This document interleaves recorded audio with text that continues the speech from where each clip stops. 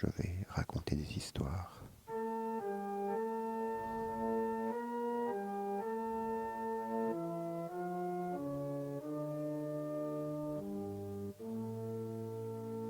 Et c'est une messe. Une messe que je dédie à Saint Jean, l'auteur de l'Apocalypse. J'ai été, croyez-le ou non, j'ai été dans la grotte où Saint Jean a écrit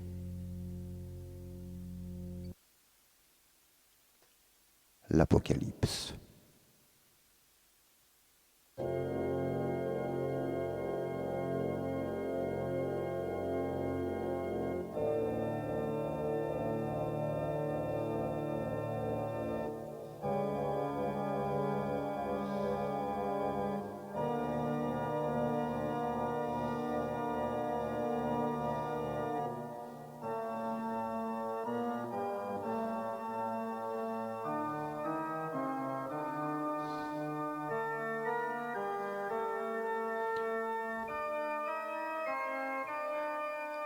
Mais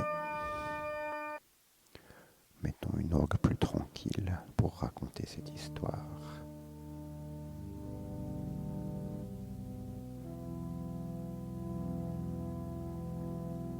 Histoire étrange, elle commence par un chagrin d'amour. Une femme m'avait quitté, j'en étais désespéré. Et il y a un enchaînement logique.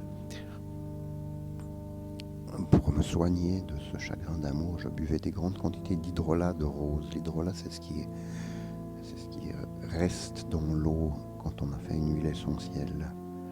Et donc l'hydrolat de rose, qu'on appelle aussi eau de rose d'ailleurs, ça se vend comme cosmétique et ça se vend pour faire des desserts. Et c'est un grand remède très peu connu. Je buvais de l'hydrolat de rose de la façon suivante. Comme un sirop, je mettais un petit fond d'hydrolat de rose, beaucoup d'eau, et je buvais ça toute la journée. Et je finissais par voir les anges. J'étais dans une telle souffrance que je décollais de ma situation et je voyais des anges.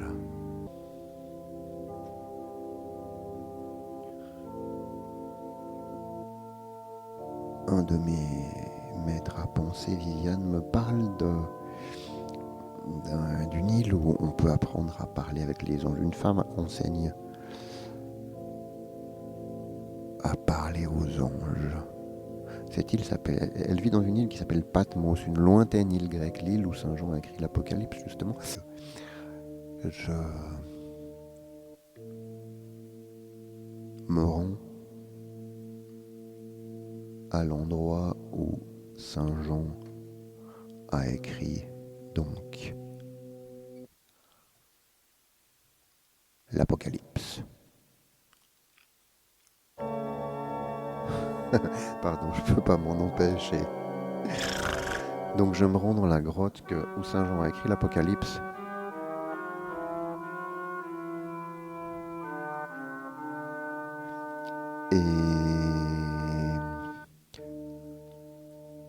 Et j'y vais pendant un office religieux parce que on m'a dit que les orthodoxes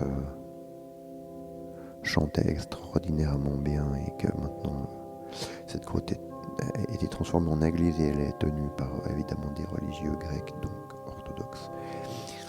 Et il y a une petite foule, un prêtre orthodoxe qui raconte ses salades. Ses salades, parce que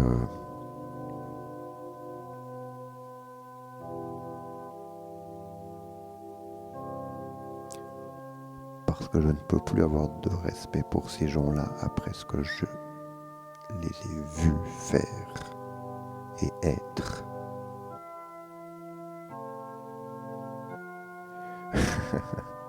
Imaginez, je suis dans la grotte de Saint-Jean, tout pénétré par un office religieux que je vis à ma manière, c'est-à-dire en faisant pas exactement les mêmes mouvements que tout le monde. Mais je suis très discret dans mon coin. Néanmoins,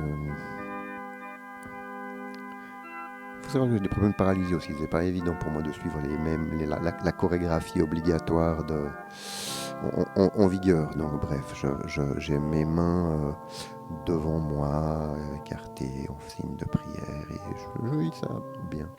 Et soudain, l'affreux prêtre orthodoxe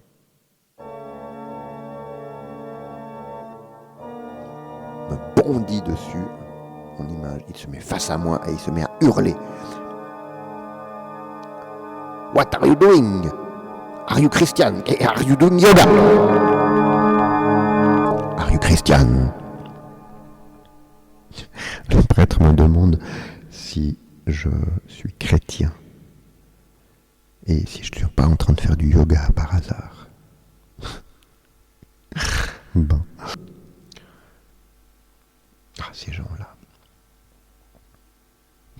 Ces gens qui ont le monopole de la juste manière d'être face à Dieu.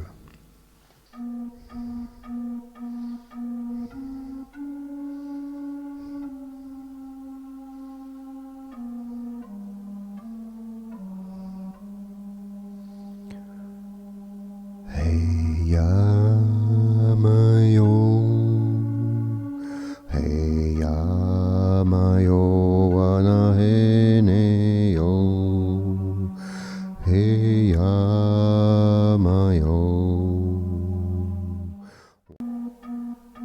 hey Yamayo, wanahene yo, hey Yamayo,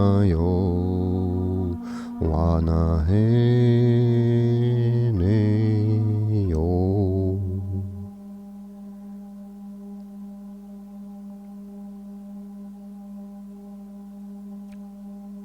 Comment être juste face à Dieu?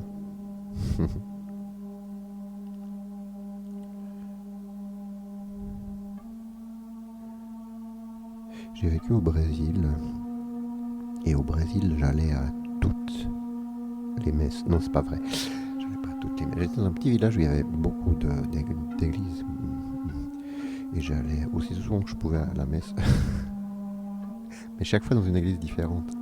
Parce que c'est ce qui est fantastique au Brésil, c'est qu'on est pleinement libre d'exprimer sa foi de la manière qui nous enchante. Et il y a une immense tolérance et un immense respect et même une curiosité. Moi, je pense qu'au Brésil, demain, tu inventes une religion et une religion très bizarre. Et tu dis à tes voisins, j'ai inventé une religion et voilà, je vais faire un office. Et les voisins vont te dire, ah, c'est super, bah, je vais venir voir comment c'est. Puis si ça me plaît, je reste. Imaginez la même chose en France. Ce serait Satan.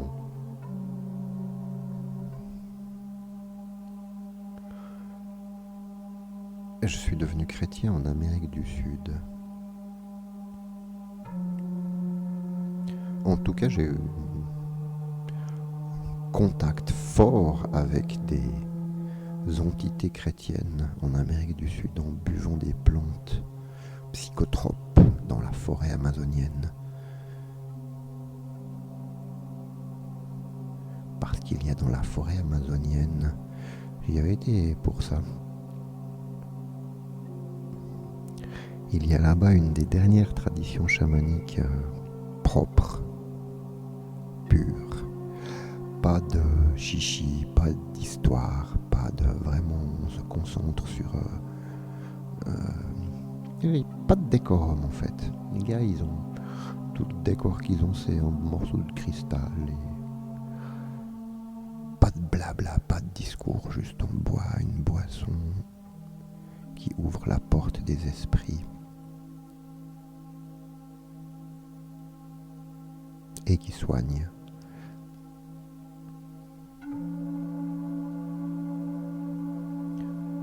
Qui soigne ceux pour qui c'est le chemin. Et ce chemin n'est pas pour tout le monde, naturellement.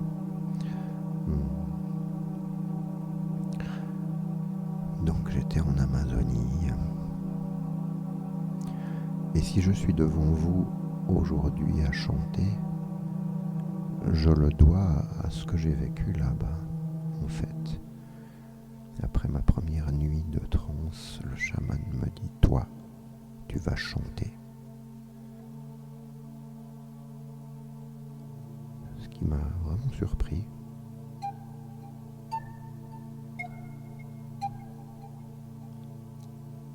Chanter chez eux, ça veut dire diriger des cérémonies.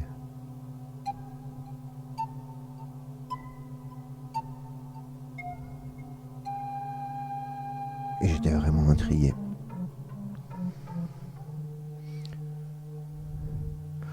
Lors d'une de ces toutes premières cérémonies, je me vois face à une grotte. Face à l'entrée d'une grotte pleine de soufre. Une grotte mystérieuse d'où sort de la fumée. Et je n'entre pas. Je pose la question. Si j'entre, est-ce que je pourrais ressortir ?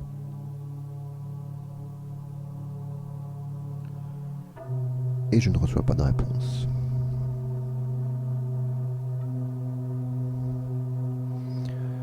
La deuxième nuit, je me retrouve face à la même grotte.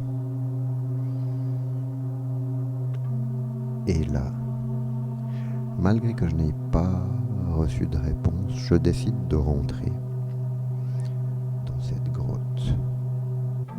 Et je me retrouve face à la chaise de Dieu. Or, cette chaise est vide. Et je ne sais pas ce que je dois faire. Je ne sais pas si je dois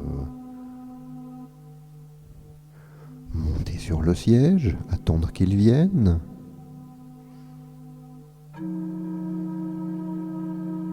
Je ne sais pas.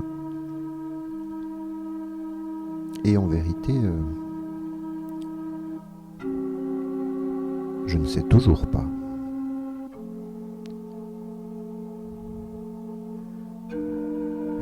Quelle plus belle représentation de l'agnosticisme.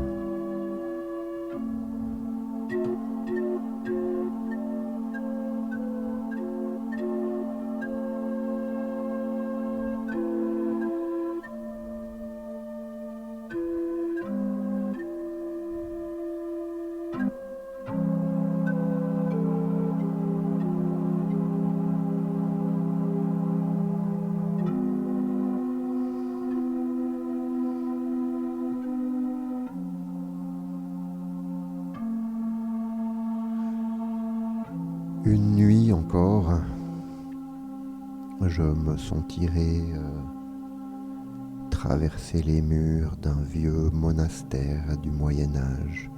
Traverser les murs, je veux dire, je sentirai physiquement que je visite un monastère du Moyen-Âge, que je suis là, un monastère en pierre et européen. Le chaman qui m'enseignait me disait sérieusement que lui, il avait appris la chirurgie dans l'Égypte antique. Eh ben ouais. Quand je vois qu'on peut traverser, quand je vois ce que j'ai traversé, effectivement, je ne peux que penser qu'il a effectivement appris la chirurgie dans l'Égypte antique. Que voulez-vous que je vous dise d'autre ?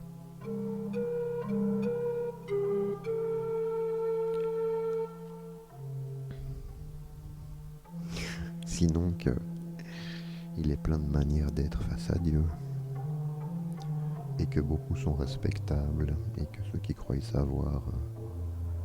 savoir pour les autres quelle est l'unique manière d'être face à Dieu ferait bien de la fermer.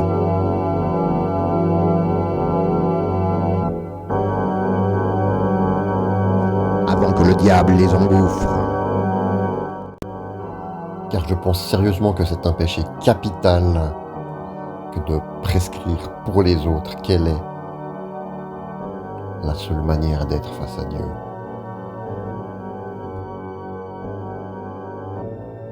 Ça fait beaucoup d'aventures. Je vais donc quitter un instant l'orgue d'église et je vais réciter ma prière favorite. Prière que j'ai écrite. Ce serait la prière centrale si je devais créer une religion. Je l'aime beaucoup.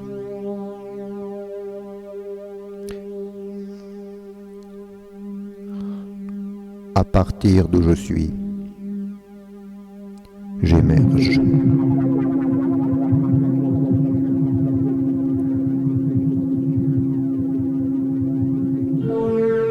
Je me déploie.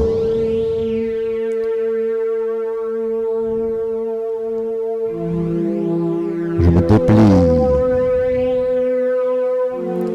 Je me délie. Je me relie.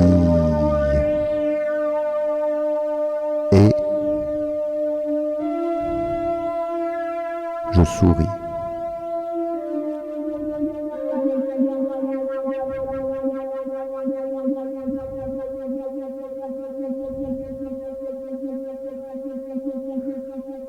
Je retrouve ma place.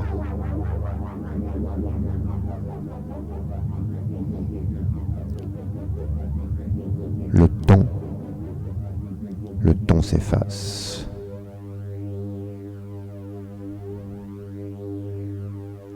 Je retrouve l'espace.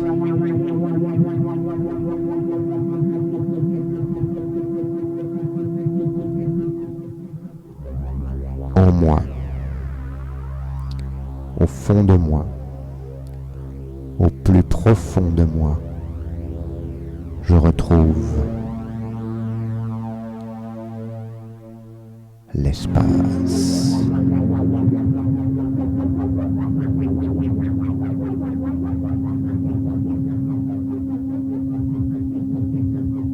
Être humain n'est qu'une étape sur le chemin des étoiles.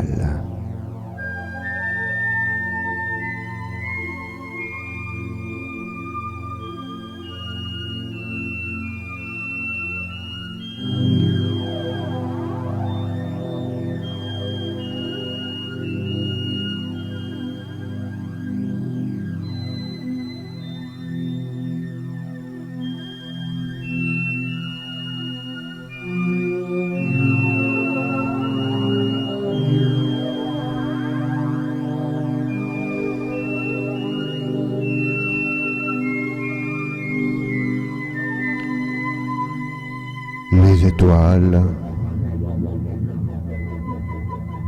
tissent leur toile dans ma conscience.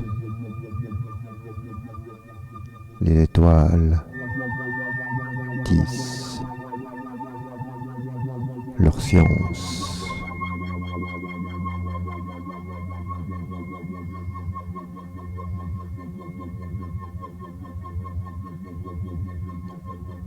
En moi,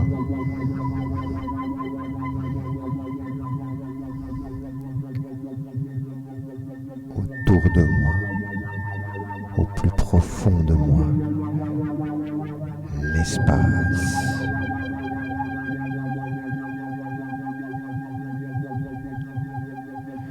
Je suis parfois traversé de sensations qui peuvent durer des mois. Je vous ai raconté comment j'étais en contact avec les anges en buvant de l'hydroladrose. À un moment donné, j'ai pris conscience de l'espace. Je veux dire, j'ai pris conscience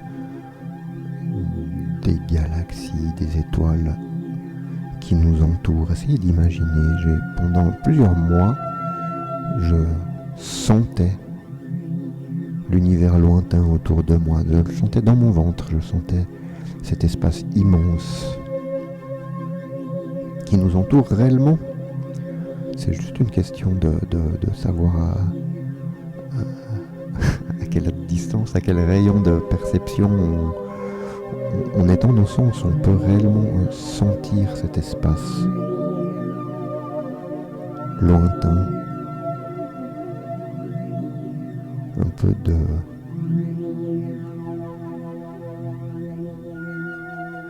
peu d'imagination peut-être.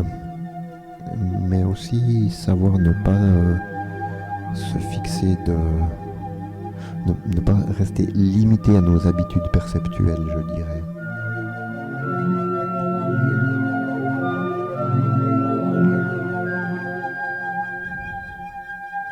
Sentir l'espace,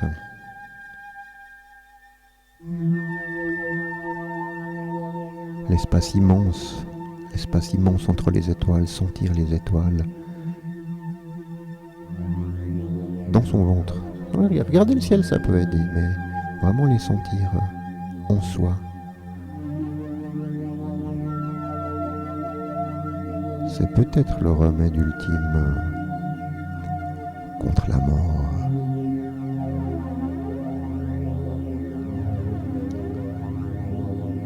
En buvant cette même liane de conscience de la forêt amazonienne, j'ai un jour été mis devant le fait que mon corps allait devenir trop lourd et que je devrais l'abandonner. Et j'ai fait tout un voyage de plusieurs heures en me disant mais en sentant réellement qu'il y avait un autre espace où le corps n'était plus un obstacle, où tout était beaucoup plus léger et simplement le seul détail je sentais bien c'est que pour accéder à cet espace c'est comme pour rentrer dans cette grotte que je vous racontais au début de l'histoire. Sauf que là c'est sûr, si je rentre il n'y a pas de sortie.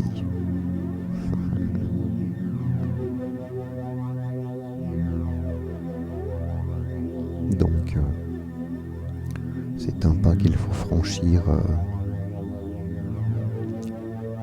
avec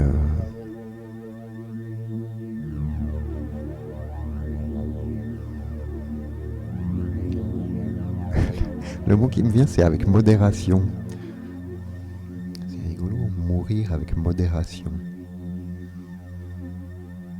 Qu'est-ce que ça veut dire, mourir avec modération? Mourir avec conviction, mourir quand on est prêt.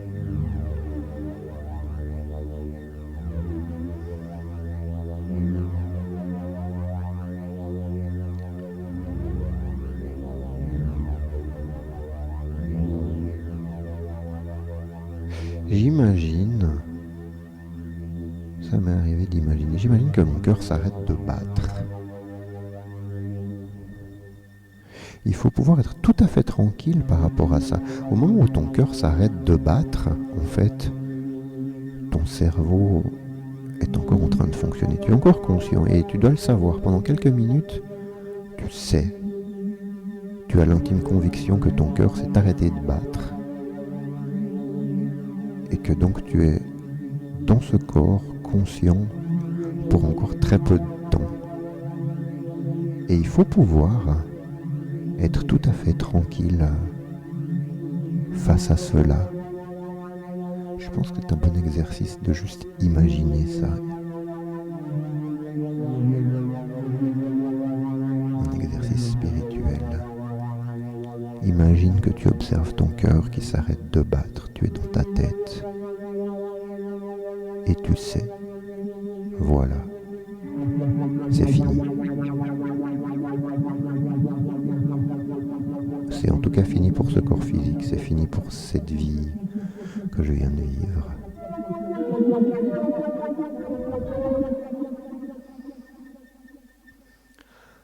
À ce moment-là, on vit une asymptote.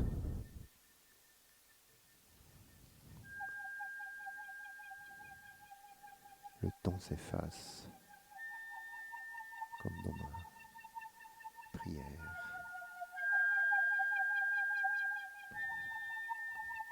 C'est l'inverse du Big Bang. Vous savez, on ne peut pas remonter à l'infini dans le passé parce qu'au moment où on s'approche du Big Bang, simplement, le temps ralentit. Comme quand on s'approche d'un trou noir. Quand on s'approche d'un trou noir, le temps le temps ralentit et on est à ce moment-là à l'horizon des événements. C'est un terme de physique, l'horizon des événements. Et bien la mort c'est pareil en fait. Au moment où ton cœur s'arrête de battre, ton cerveau est de moins en moins irrigué, le temps ralentit, tu arrives à l'horizon des événements. Et l'horizon des événements, il a ceci de particulier que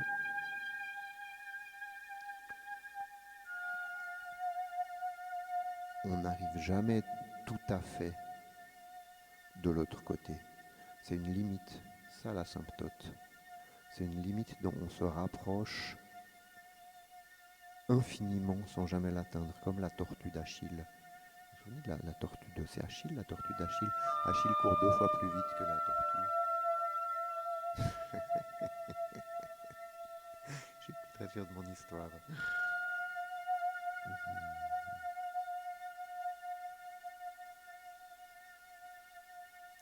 Et donc, la tortue est devant lui, non, il court 2 fois. Et, enfin bref, comme c'est tout le temps la moitié de la moitié de la moitié, pour finir, il se rapproche de plus en plus, mais il l'atteint jamais. Je sais plus si c'est Achille ou c'est une tortue, mais c'est cette histoire de la moitié de la moitié de la moitié, on se rapproche toujours, mais on n'atteint jamais. C'est ça une asymptote. C'est de cette manière-là qu'on... Enfin bref, je crois que vous avez compris. Là, je patauge un peu dans mes explications. Il est temps de passer à autre chose. À quoi va-t-on passer? Quelle est l'aventure suivante? Nous avons déjà passé une demi-heure ensemble, mes bien chers frères, mes bien chères sœurs.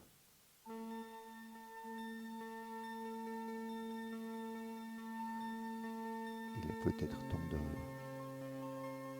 conclure cette aventure.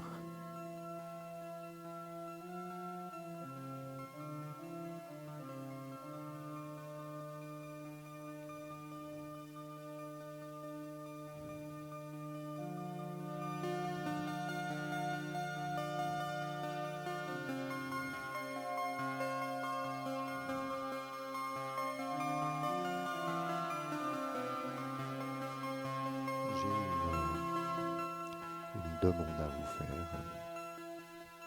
Moi j'ai beaucoup de plaisir à raconter ces messes. Je crois qu'elles ont un certain intérêt pour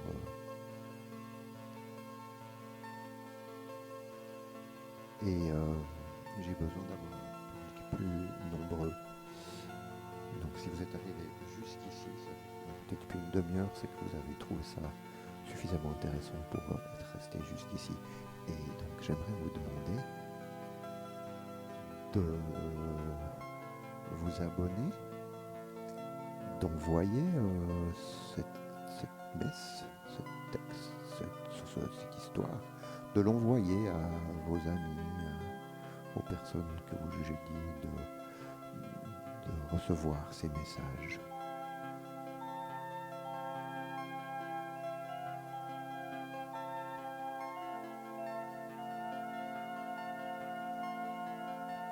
De leur demander de s'abonner, j'aimerais...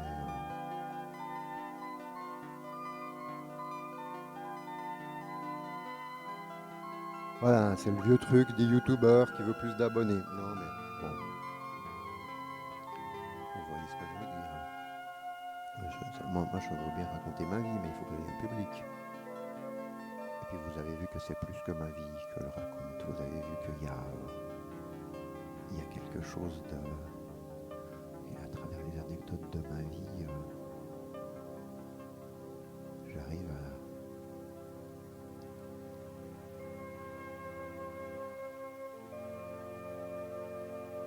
à transmettre maintenant quelque chose qui a, je pense, une certaine valeur.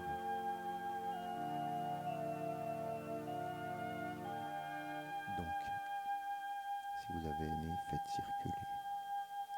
Merci. Allez en paix pour cette semaine et nous nous retrouvons,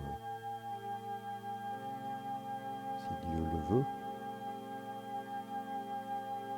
la semaine prochaine, dimanche matin, 10h.